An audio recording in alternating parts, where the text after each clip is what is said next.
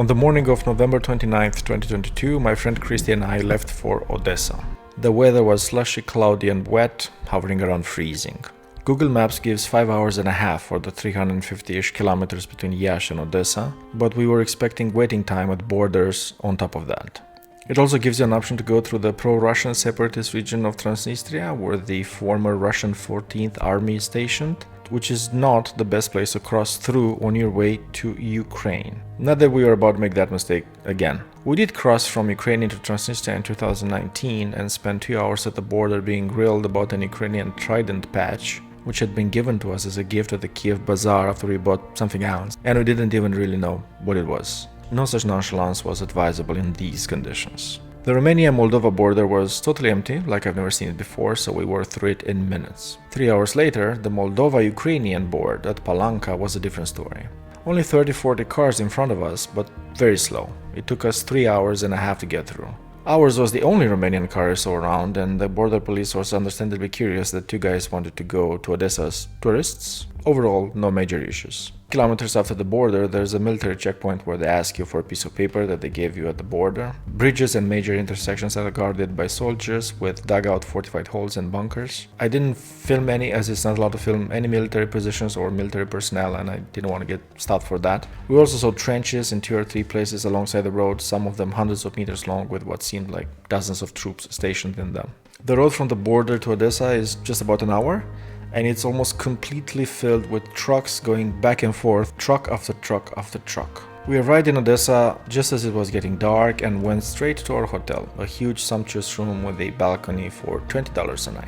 We had power, internet, hot water and a decent level of heating, which, as we would find out, is a luxury not shared by the entire city. There's no fighting in Odessa or on the way to Odessa at this moment, and the front is not in the immediate vicinity. We weren't expecting any direct physical danger, although a drone attack or something like that wouldn't have been out of the question, as several waves of Iranian drone attacks on Odessa have already happened in the last couple of months. Odessa is a large city though, so even if something like that were to happen, we weren't about to not go just because of that possibility.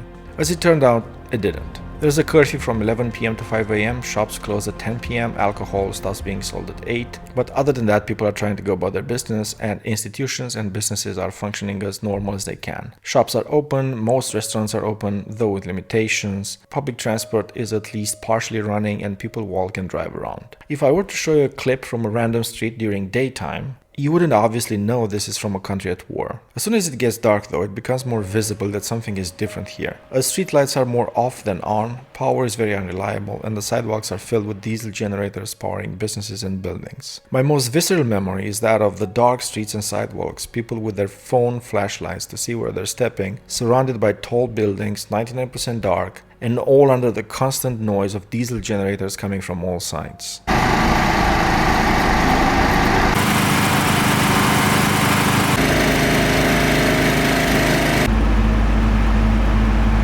Power goes off in different areas at different times, unpredictably. A street goes dark while another one next to it still has the lights on, and it could come back in 5 minutes, an hour, or the next day. In terms of heating, from talking to people there, some areas and buildings have gas, some don't. The gas supply is somewhat inconsistent, but where there is gas, some level of heating is possible. The areas and buildings that were relying on electrical heating are going cold. Card payments are not possible almost anywhere, but most ATMs work most of the time, especially during the day. Power gets cut off more so at night. I assume because of increased consumption and the inability of the damaged network to deliver it everywhere. Shops are well stocked, there's no shortage of any common items. The restaurants are open, even if they can rarely cook everything on the menu, due to the generators not being able to run some of the more power-hungry parts of the kitchen, like the pizza ovens. Other than the entire port area, which is huge and is closed off, barricaded and guarded, and some key government buildings, the city is open. There are no checkpoints inside the city, no military presence on the streets.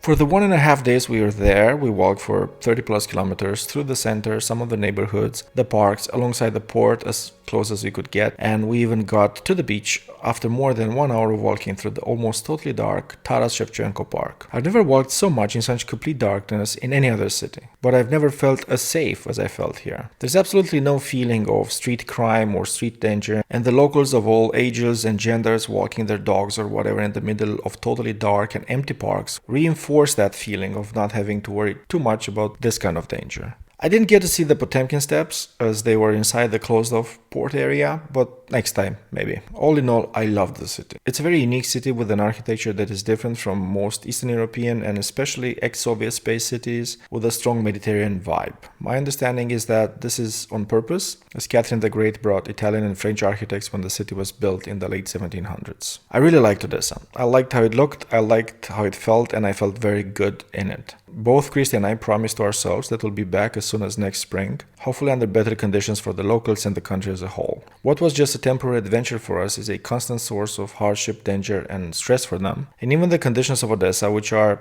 comparatively good relative to those closer to the front lines, make you think differently about the basic things you take for granted, such as flipping a switch and turning the lights on.